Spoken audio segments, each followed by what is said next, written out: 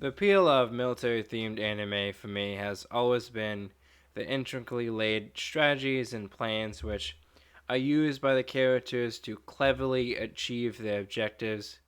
The strategist is equally as interesting as they hold a bird's eye view of the battlefield. Well, in our modern view of it, they hold a bird's eye view, but in the past, more like a delayed view of what's actually happening. But I digress. And sometimes, particularly, also usually will plan dozens of moves ahead. Strategy, though, at its very core, is a logical approach to warfare, and I will be attempting to analyze Ikta Solork, the main strategist and protagonist of the 2017 anime Alderman in the Sky in English, and Nejimaki Seisenki Tenkyo no Alderman in Japanese, based on a light novel of the same name. Before I continue, I'm Anime Lore, and I make videos on anime and history, as well as strategy now, apparently. Although I do like the subject. I'll mention it once. I'm going to spoil pretty much the entire first season. So if you have any worries or spoilers, stop watching now. Preferably not stop watching, though you've been warned. In Alderman of the Sky, the world is going through a technological change very rapidly, which was seen in our world during over a much longer period, the 19th century, leading into World War One. Such things as rifling, snipers, indirect artillery fire, and the use of blimps/hot air balloons for air reconnaissance. Something else and to know is gunpowder is largely replaced in function by spirits in the show, which effectively replaces it by accelerating the bullet with air pressure through magic rather than gunpowder's explosive push. Magic, though, these spirits do have some other uses, but for the most part, it's not capable of anything technology of the equivalent time period couldn't do already. It's more just a different tech tree per se. So don't be put off by a little magic in a military anime. Most of the show covers the conflict between the Katavani Empire and its newer but more technologically superior enemy, the Republic of Kyoka. The actual plot follows Ikta and his companions as they go from saving the princess while stranded in Republic of Kyoka territory to officer cadets who, due to Ikta pissing off a senior officer, have to face off in a mock battle, and ending the season in a final battle where Ikta has full command over a force of 600 men due to incompetent senior officers. Ikta Solork, our strategist before he rescued the princess, wanted nothing to do with the military or the monarchy or the nobility, but due to him becoming a knight as a reward for rescuing the princess, he became what he hates, a soldier, a noble, and a hero all at once. Ikta is the kind of person who would prefer an easy life, without major worries, which is all understandable when you can consider his background. Ikta's father was the general who was executed by said monarchy, which Ikta hates and wanted nothing to do with.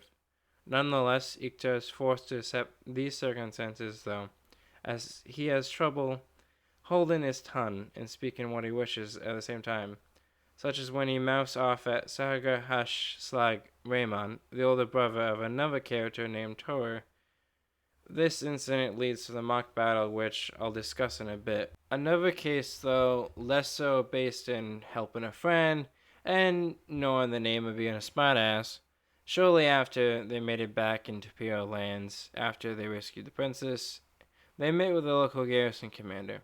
Ikta spoke out of turn and questioned the general's actions, as well as the actions of the monarchy, and whether or not the monarchy was truly supported to the war effort in the region, as Ikta firmly believed with the current action from the government, the general would lose, and should withdraw before that.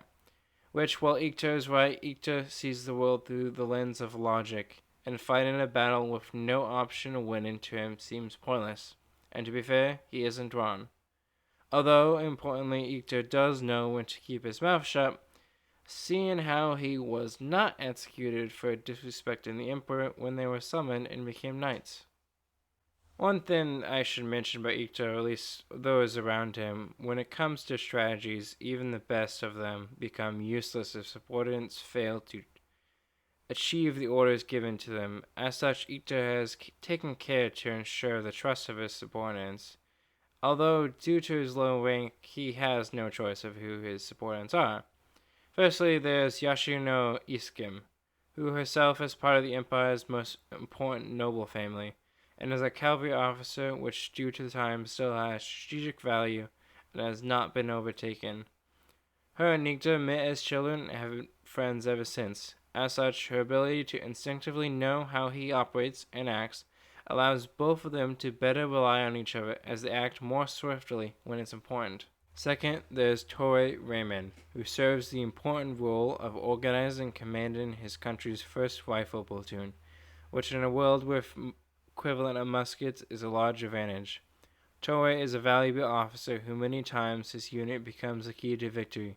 In addition, Torre becomes likely one of the first snipers in the setting.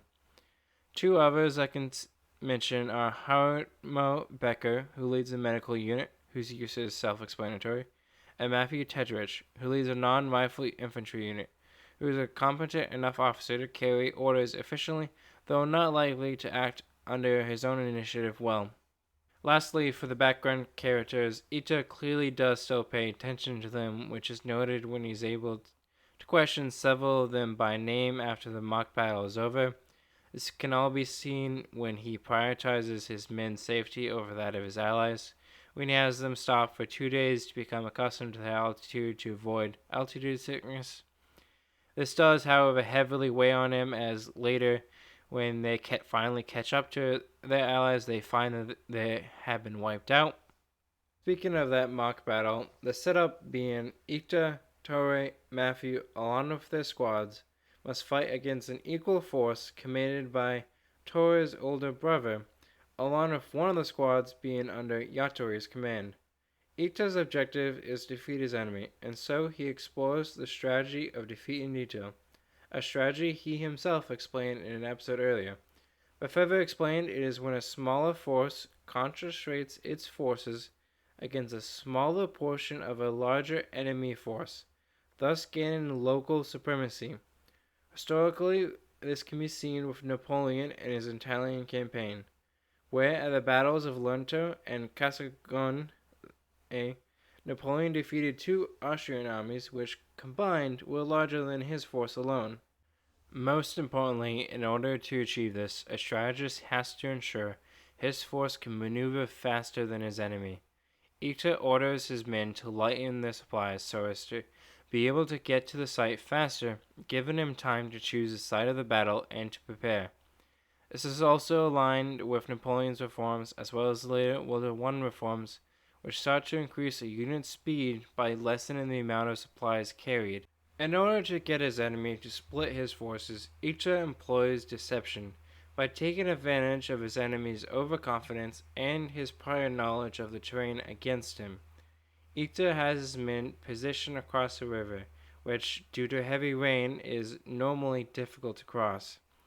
His deception comes when he takes advantage of the muddy water to place an underwater bridge using sturdy trees, and he is confident if the enemy were to attempt to check the water, they could be deterred with several shots, which is likely.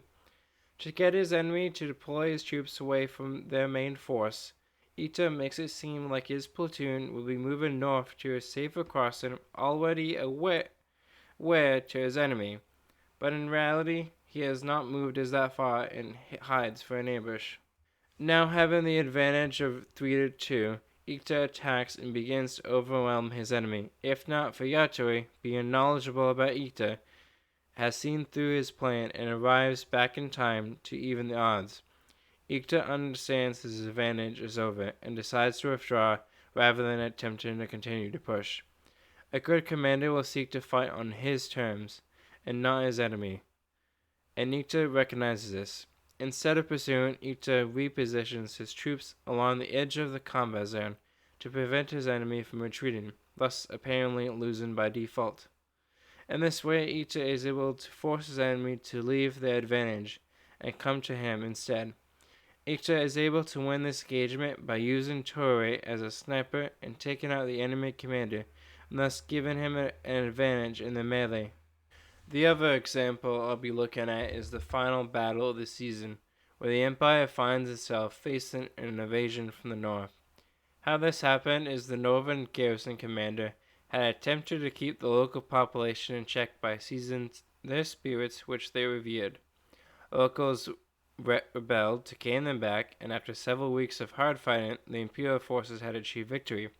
However, at the same time, a force from the holy nation of Aldera declared their invasion, justifying it by mistreatment of the spirits. Thus, the Empire found itself having to defend against a force of 12,000, with less than 8,000, most of which were exhausted already and were tired of fighting.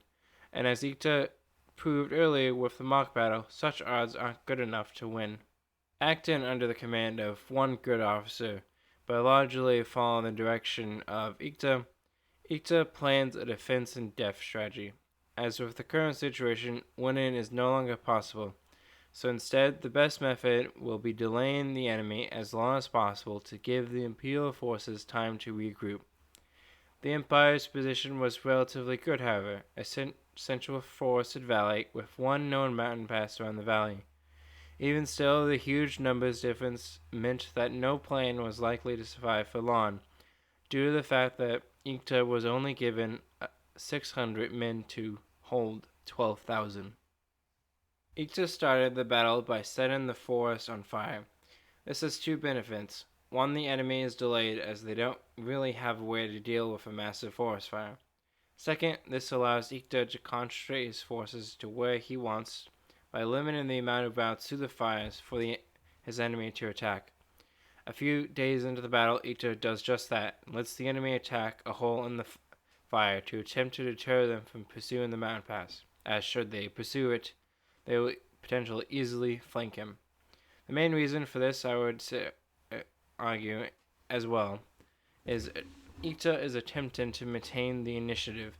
If he can control the flow of battle, that will allow him to gain more time, which he attempts to do so by encouraging the enemy to focus in on the weak points in the fires rather than, again, the flank through the mountains. However, the enemy unfortunately does have a good commander, unlike the last battle. And after this engagement, sends a force of about 500 through the pass, which forces Ikta to send his superior officer and Torre to hold the fort, thus holding the pass. The reason why he sent Torre was to counter the enemy special ops unit, which had air rifles. As such, Torre's air rifle unit successfully counters the enemy unit, allowing them to hold the fort for the time needed. Back in the valley, however, the fires went poorly for Ikta, as the fires began to die down, quickened by his enemy setting their own fires.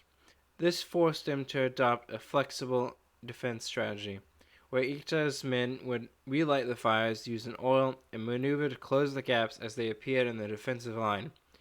At this point, such a strategy was doomed to fail, which Ikta likely knew. He simply lacked the numbers to defend such a large front, nor could he handle a war of attrition. Nor could he improve his defenses, as he lacked the time and again manpower to do so. Even still, the enemy, determined to break through as soon as possible, deployed artillery to the field, which I think the show also falsely calls explosive cannons. Artillery is a massive new element at play that the enemy uses to destroy a portion of the palisades from beyond the range that they can be hit by enemy air rifle fire. Followed by a rapid cavalry advance, they quickly overtake the defenses, and as such, Ikta's defensive line is completely broken. Ikta attempts to take his and Yatori's squad to desperately plug the hole, using a cleverly laid ambush and a massive bluff to convince an overly cautious general to withdraw. At this point, Ikta gets lucky, but to be fair, luck can often be extremely important as well. And under better circumstances, it's likely Ikta would have been able to hold out longer or even fully win. But even with more numbers, Ikta largely lacked the time nor the artillery of his own to counter his enemy's artillery. Although without forward observers, it would be less effective outside of targeting static, well-known locations such as fortifications. Ikta is extremely skilled, however he was taken by surprise by the artillery strike, as well as the cavalry striking against his defenses afterwards, which nearly lost him the entire battle. However, I could see Ikta live up to the name the show gives him one day of the invincible lazy general. Ikta is a fine strategist, and even more so, he knows how to get his subordinates carry his plans out into action. If I were to try to rate him from 1 to 5, I'd probably give him a 4. The main reason he doesn't get a 5 is I think he lacks experience and isn't fully developed as a strategist in general, which is a shame seeing how this show is a couple years old now, and I would love to see a second season. As the show, in addition to Ito, does a good job of showing military development along with strategies. Anyway, I've been Anime Lore, and if you liked the video, I really do hope you go watch the show for yourself. It's a good watch, but before you do that, if you could give a like and subscribe to the channel, and if you happen to disagree with me in something or think I missed something, feel free to drop a comment.